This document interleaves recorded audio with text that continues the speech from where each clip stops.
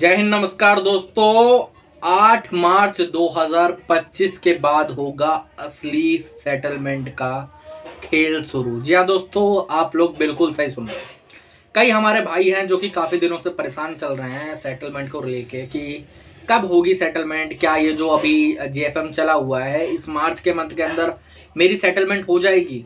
क्या ये जो लोक अदालत आ रही है इसके अंदर मेरी सेटलमेंट हो जाएगी, या फिर आगे चल के मुझे अभी और भी वेट करना पड़ेगा? कितने दिन बाद मेरी सेटलमेंट हो सकती है, कितने परसेंट पे हो सकती है, और कितने रुपए पे कितने पैसे हमको देने पड़ेंगे? ये बहुत सारे भाइयों के सवाल है, बहुत ज़्यादा वो लोग क्वेश्चन पूछते रहते हैं। तो आज मैं सोचा इसके ऊपर एक प्योर वीडियो बना देते हैं।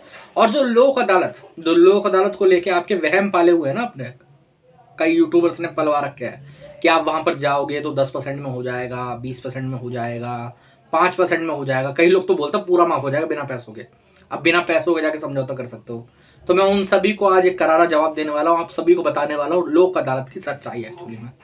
और ये जो बड़े बैंक और बड़ी एनबीएफसी है वो किस तरीके से इसको हिमुलेट करके रखा हुआ है, और असली सेटलमेंट कहाँ पर होती है, कैसे होती है, किस तरीके से होती है, ये मैं आपको बताने वाला हूँ। तो दोस्तों, वीडियो शुरू करने से पहले मैं आप सबका हर्ष कुमार आपके इस चैनल लोन डिस्टोर में स्वागत करता हूँ। अगर आपको लोन संबंधित कोई प्रॉब्लम है, कोई परेशानी है, कोई रिकवरी वाला आपको परेशान कर रहा है, कॉल्स बहुत ज़्यादा आ रही हैं, कॉल फॉरवर्डिंग की सेवा लेना चाहते हो, अपनी होम विजिट रुकवाना चाहते हो, कोई लीगल नोटिस आपको आया उसका रिप्लाई लिखवाना चाहते हो, या फिर ऐसी और कोई परेशानी है, कोई भी लीगल संबंधित किसी केस में बेल लेनी है, तो यहाँ पर हमारा नंबर आ रहा है, आप हमें व्हाट्सएप पर मैसेज कर सकते हो। ठीक है, नॉर्मल कॉल करोगे कोई जवाब नहीं आएगा, व्हाट्सएप पर कॉल करोगे तो भी कोई जवाब नहीं आएगा। आप हमें व्हाट्सएप पर हाई लिख के मैसेज करें, उसके बाद हम आपके मैसेज का रिप्लाई करेंगे। चलिए वीडियो में आगे बढ़ते हैं। तो एक चीज तो मैं सबको बोल देना चाहता हूँ कड़े शब्दों में, लोक अदालत को ये मत सोचो। अगर आपका बहुत सालों से, मतलब जैसे मान लेते हैं साल, 1.5 साल, 2 साल, या फिर कोई सिक्योर लोन है, जैसे मान लेते हैं कोई सिक्योर लोन, जैसे कोई केसीसी का सिक्योर लोन है, या फिर अपना कोई और होम लोन वगैरह, उसके अंदर आपको लोक अदालत का नोटिस आया है, तो आप वहां पर जाके देख सकते हो, बात कर सकते हो, कोई दिक्कत नहीं है। आपको एक ऑफर मिल जाएगा सही सही 50-60% का, या फिर 30-40% का। ओके, लेकिन जितने भी हमारे अनसिक्योर लोन वाले भाई हैं जो कि सपना देख के बैठे हुए हैं कि मेरी सेटलमेंट 20% में होनी चाहिए, उससे ऊपर उनके पास पैसा नहीं है, 10% में, 20% में वो सेटलमेंट करवाना चाहते हैं, तो मेरे भाई लोक अदालत आपके लिए नहीं है। जी हाँ, क्यों नहीं है? लोक अदालत में एक सिस्टम तय होता है जिसको कहते हैं प्राइस फिक्सिंग। ये क्या होती है प्राइस फिक्सिंग? मेरे बहुत दोस्त हैं, बहुत जानने वाले हैं, बहुत एजेंसीज में, बहुत बैंक्स में, वो सब मुझे खुद बताते हैं कि हमारे ऊपर टारगेट है। क्या टारगेट है? हमें बताया गया है कि 30% से एक पैसा नीचे नहीं जाना। चाहे कोई कितना भी गिड़गड़ा है, कितना भी केस पुराना हो, कितने भी दिक्कत हो, कितना भी उसके पास वो ना हो। हाँ, कई बैंक ये प्रोवाइड करते हैं कि भाई साहब आप किस्तों में पेमेंट कर सकते हो, लेकिन वो तो और बुरा है ना। ये लोग कई बार बोलते हैं ना, कोई बात नहीं, आपके पास 1 लाख की सेटलमेंट करवाने हो, 30,000 नहीं है तो आपकी किस्तें बनवा देते हैं, 3-4 बनवा देते हैं, 6-9 तक बनवा देते हैं। ठीक है, लेकिन वो भी अपने आप में बहुत ज्यादा बुरी चीज है, क्योंकि अगर एक किस्त भी टूटती है तो आपका settlement properly in null and void हो जाएगा, इनवैलिड हो जाएगा, जो मैं कहना चाहता था। तो ऐसा क्यों होता है? ये सिस्टम तय क्यों होता है? ये सिस्टम दरअसल कुछ वो नहीं, इसलिए तय करा गया है कि भाई साहब कोई जानने वाला व्यक्ति कोई खास वो ऑफर ना दे दे। जैसे मान लो कुछ लोग अपने ही बंदों को बुला के वहां पर 5% का, 8% का, या फिर 4% का, पिछले कुछ साल पहले, मतलब लास्ट से जब लॉकडाउन लगने के 1 साल बाद 2021 में लोक अदालत वगैरह लगी थी, तब यही सेम चीज हुई थी। तब क्या हुआ था कि ज्यादातर जो बैंक है उन्होंने सिस्टम तय नहीं करा था, और ये लोग धड़ल्ले से 4% पे, 5% पे कस्टमर से ले लेते थे, 2-4-5%, है ना, उतने पे वो लोन सेटलमेंट कर देते थे। इससे बैंक को लॉस होने लगा बहुत ज्यादा।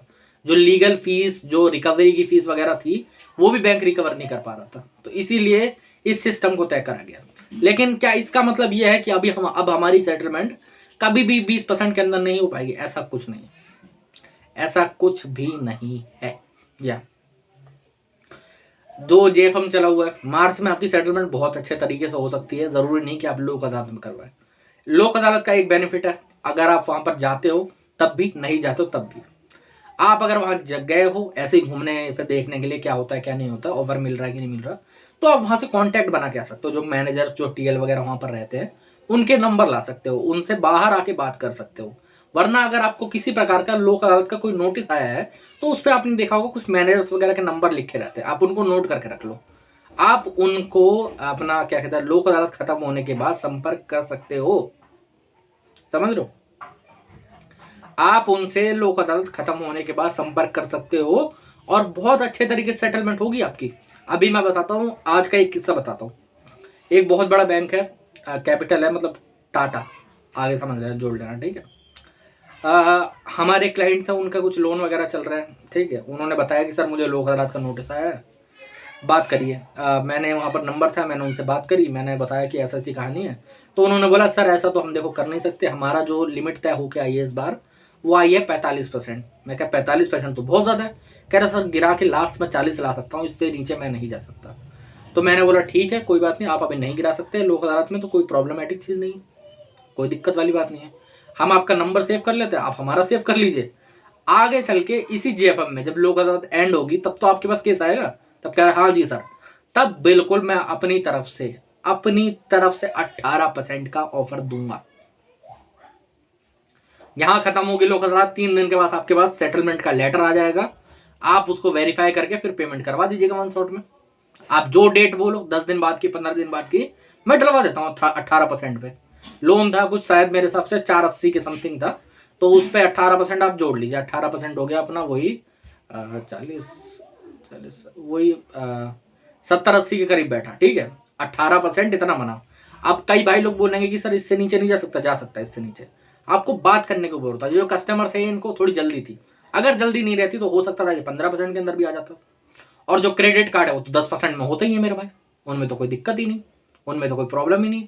तो मैं आप सभी को बता देना चाहता हूं, अगर आपका ऐसा कोई लोन है जो आप कम से कम में करवाना चाहते हो सेटल, और अनसिक्योर है, वो सिक्योर नहीं अनसिक्योर है, तो आपको लोक अदालत जाने की बिल्कुल भी जरूरत नहीं है। अगर ये आपको बोल रहे हैं, आपको नोटिस आए हैं किसी प्रकार से और डरा रहे हैं कि आप नहीं गए तो ये हो जाएगा वो हो जाएगा फलाना ढिमकाना, मैं बता देना चाहता हूँ सदियों से लगती आ रही है लोक अदालत, कुछ भी नहीं होता, कोई दिक्कत नहीं है, ऐसा कोई क्लॉज नहीं है, कोई रूल नहीं है, कोई जजमेंट नहीं है।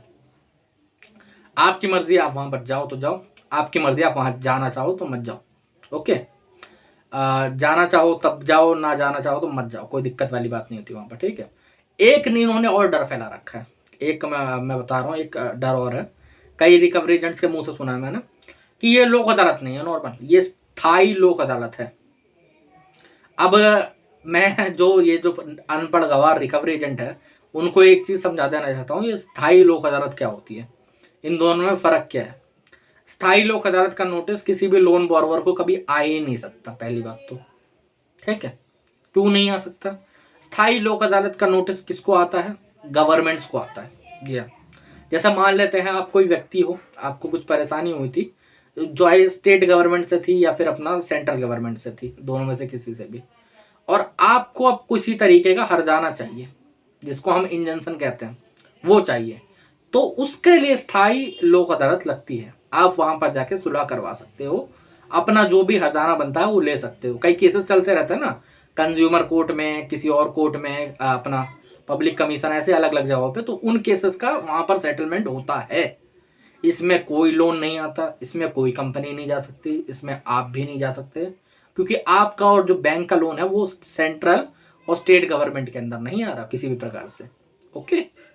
तो इसीलिए आप लोगों को बिल्कुल भी डरने की जरूरत नहीं। आपको जो नॉर्मल लोक अदालत का नोटिस आया है वहां पर आपने देखा होगा जज के साइन रहते हैं, तो मेरे भाई हाँ वो कोर्ट से आया, ऐसी बात नहीं है, लेकिन वो किसी तरीके का कोई प्रॉब्लमेटिक चीज नहीं है। आप लोग ये चीज समझ लो, कौन से नोटिस से डरना है, कौन से नोटिस से नहीं डरना है। एक हमारे भाई हैं जिनको मैं बता रहा हूँ हुआ क्या उनके साथ में, वो यूपी के रहने वाले हैं, अपना जिला बिजनौर था, बरेली, मेरे को याद नहीं आ रहा एग्जैक्टली, ठीक है। उनके साथ क्या हुआ, उनके घर पे एक दिन सुबह सुबह पुलिस वाला आया, अभी 3-4 दिन पहले की बात है, ऐसे आके पर्चा हाथ में पकड़ा, वो भाई सब डर गया बहुत बुरा। पर्चा लिया नहीं हाथ में, मुझे फोन मिलाया सुबह सुबह, मैं 3-4 बार करा, सो रहा था, उठ नहीं पाया, अचानक से कॉल देगा, फिर मैंने कॉल बैक करा, तो उन्होंने बोला सर पुलिस वाला आया घर के सामने अरेस्ट करने के लिए, ऑर्डर की कॉपी लेके आया। तो मैंने बात करी, मैं भाई साहब क्या बात हो गई, कौन से ऑर्डर की कॉपी लाया? तो वहां से जानते हो जो इंस्पेक्टर थे, उन्होंने मुझसे क्या कहा, कह रहा अरे कुछ नहीं है, लोक अदालत का नोटिस नॉर्मल यार, मैं समझा रहा हूँ, अंदर भाग गए गेट बंद करके। मैं कहा अच्छा चलो कोई बात नहीं है। तब मैं उन्होंने समझाया कि ऐसा कुछ नहीं है, वो प्रॉब्लमेटिक चीज़ नहीं है। तो कह रहा सर आज पुलिस वाला आया मेरे घर पे, कल को जेल होगी मुझे। तो मैं एक चीज़ और बता देना चाहता हूँ इनके माध्यम से ही, कई बार क्या होता है, लोक अदालत का नोटिस कोई पुलिस वाला भी आपको दे सकता है आके, ठीक है। कई नोटिस ऐसे भी रहते हैं, तो आपको डरने घबराने की बिल्कुल जरूरत नहीं, उनसे नोटिस रिसीव कर लेना, अपना आधार कार्ड या फिर साइन करके वहां से नोटिस रिसीव कर लीजिए, बाकी और कोई काम नहीं। समन में भी सेम चीज होती है, कई बार पुलिस वाले समन देने आते हैं या फिर थाने बुलाते हैं आपको समन देने के लिए, या फिर आपको कोई पोस्ट मास्टर देके जाता है। लेकिन हाँ, जरूरी नहीं लोक अदालत का नोटिस आपके घर पुलिस वाला लेके आए, ज्यादातर आजकल क्या होता है पोस्ट से ही आता है। लेकिन कई बार क्या होता है, इस तरीके की चीजें भी हो जाती है, कंपनी ना स्पेशली ऐसा बना के भेजती है डराने के लिए, तो आप लोगों को डरने की बिल्कुल जरूरत नहीं है।